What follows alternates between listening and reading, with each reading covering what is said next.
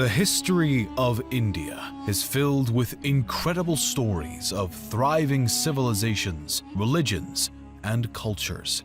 Dating all the way back to the Paleolithic age, India's civilization is one of the oldest that we know and has played a part on the world stage for centuries, and even still today. While it is impossible to truly capture all of India's history in one video, it still serves as a worthy topic to delve into. Evidence of cave paintings and stone tools have revealed that the first signs of human activity in India can be traced back to somewhere between 400,000 and 200,000 BC. Details concerning the civilizations inhabiting the region back that long ago do not exist, but we do know that one of the first sophisticated societies to walk the lands of India was the Harappan people, who likely existed throughout the first few thousand years BC. Positioned along the Indus River, the Harappan people had their own writing system, advanced social and economic system, and impressive urban cities and architecture. It is unknown why this civilization collapsed around 1500 BC, but some attribute their demise to the common floods and other natural disasters in the region, or potentially invaders from Western and Central Asia. The next known civilization to leave a mark on Indian history books was the Vedic Aryans. These people were initially migrants who spoke an early form of Sanskrit and were determined to stay true to their own tribal identity. The name they've been given, the Vedic people, comes from 4 sacred texts, or Vedas, that have presented researchers with a glimpse into the civilization's lives and beliefs. These Vedas are often considered to be the oldest Hindu scripts, and the Vedic civilization is believed to have spread their culture across a large portion of India by roughly 1000 BC. With them, the Vedic Aryans brought their philosophical beliefs. These ideas represent a theory that happiness and salvation come from a person's morals and ethics, and one's path should be based upon their place in life, but should always be righteous and good. The Vedic Aryans also shared their societal system as they extended their reach. This system was made up originally of 3 tiers: Brahmin, or priest, Kshatriya, or warrior, and Vaishya, or commoner. The Aryans continued to spread their tribal settlements across India throughout the following centuries as their own civilization grew and flourished in both culture and trade. A series of 16 individual settlements or states spanned across northern India, including the Gandhara, Kosala, Kuru, and the Magadh. The latter particularly flourished under the rule of Chandragupta Maurya during the 4th century BC as it began to expand, and its leader grew his own authority and worked to form the Mauryan Empire, which is believed to be the first Indian imperial power.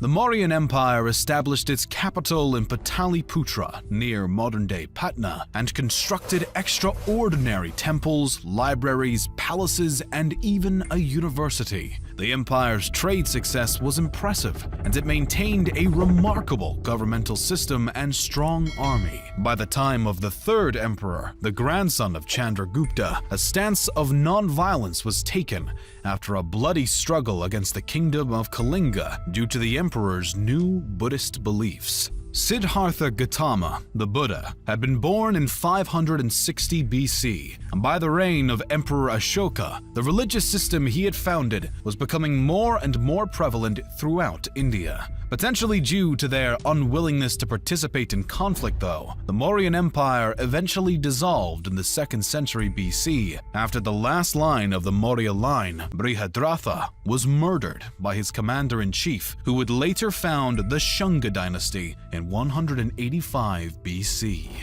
Despite the fact that Brihadratha's assassin Pushyamitra was rumored to have persecuted Buddhists, it appeared that Buddhism faced no decline concurrent with his rise to power. During Pushyamitra's reign, his kingdom maintained authority over a series of provinces as he stood his ground against other powers attempting to expand their territory towards his own. After the monarch's death, though, his dynasty seemed to have fallen in terms of importance. The dynasty is not known to have done anything notably relevant, and their control was short-lived. A variety of settlements and invading powers controlled India at this time, one being the Kushana kingdom, known for their significant trade involvement with Chinese, Persian, and Roman empires along the Silk Road. One Kushana ruler, Kanishka, in the 1st century AD, also converted to Buddhism and helps to further the religion throughout the region. In 75 AD, the Kushana kingdom marked a new era, the Shaka era. A bit of distance from the Kushanas in the south, a handful of other powers rose, fell, and fought for supremacy amongst each other. The kingdoms of Satavahana, Chera, Chola, and Pandya were some of the major authorities in the south during this time and through the Classical Age. The Gupta Empire became the face of northern India during the Classical Age, and the majority of the region was united under their authority during what is often described as northern India's Golden Age. The reign of the Gupta Empire is regarded as a time of law and order, as well as cultural flourishing. The rulers of the empire were no strangers to military expedition, but aimed to expand their territory through peaceful means, such as martial alliances, no less than through military action.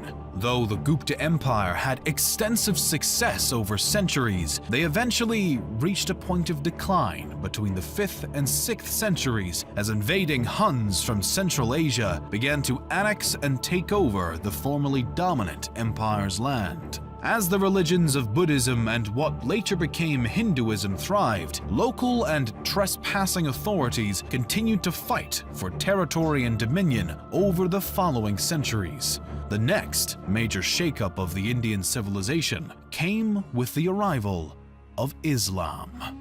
Muslim invaders began to send missions to India the century after the death of the Prophet Muhammad. A series of Muslim sultans began to lead expeditions into India, claiming places such as Sindh, Multan, and Somnath. These incursions brought the defeat of native kingdoms and the destruction of Hindu temples along the way. The Rajputs stood as one of the most determined defenders against Sultan invaders, but they were ultimately defeated in 1192 by Muhammad Ghori and his forces. As Islam began to work its way into India, other previously principal religions, such as Buddhism, began to decline.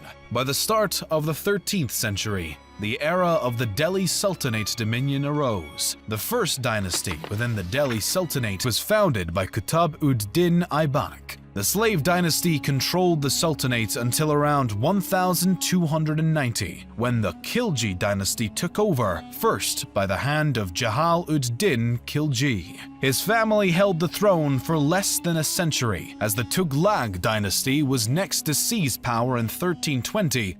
The Tughlaq dynasty technically retained power until 1412, but matters were complicated by the incursion led by Timur in 1398 into Delhi. As the Tughlaq dynasty weakened, the Sayyid dynasty replaced them starting in 1414. The Sayyids lasted for roughly 37 years, but the last ruler's reign was stained by rebellion and discord as the dynasty fell from grace. Yet another dynastic authority took the open throne, this time being the Lodi dynasty. The new dynasty lasted until the death of the then current ruler, Ibrahim Khan Lodi, who was killed in battle at Panipat by the army of Kabul's leader Babur in 1526. Ibrahim's death brought about the final end of the Delhi Sultanate as a whole.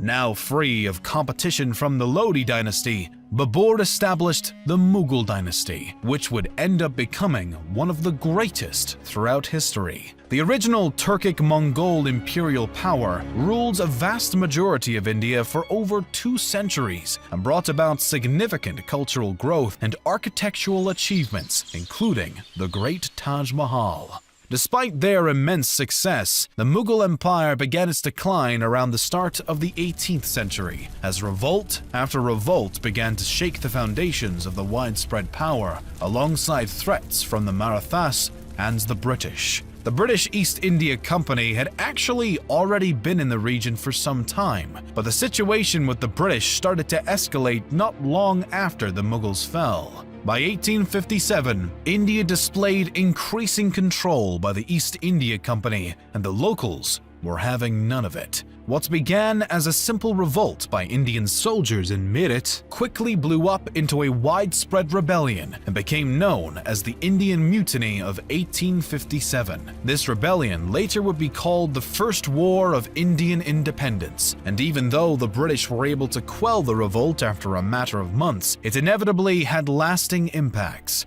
In response to the mutiny, on November 1, 1858, Britain's Queen Victoria declared that India would be ruled in the name of the British Crown from that point on. Locals maintained their disapproval and anger at the British supremacy over their land, and nationalist sentiments and movements were far from extinguished. The next major move towards independence came when Mahatma Gandhi and the Indian National Congress decided to withdraw all cooperation with the British government, beginning the non-cooperation movement following the end of World War I. When this strategy did not bring the wanted results, Gandhi adopted a new technique in the form of the civil disobedience movement in December of 1929. Essentially, the movement was made up of the declaration of an Indian Independence Day that would be celebrated on January 16th, and complete disobedience of any orders by the British government. Again, Gandhi's strategy failed, and this time he was even arrested, while many other rebels were murdered.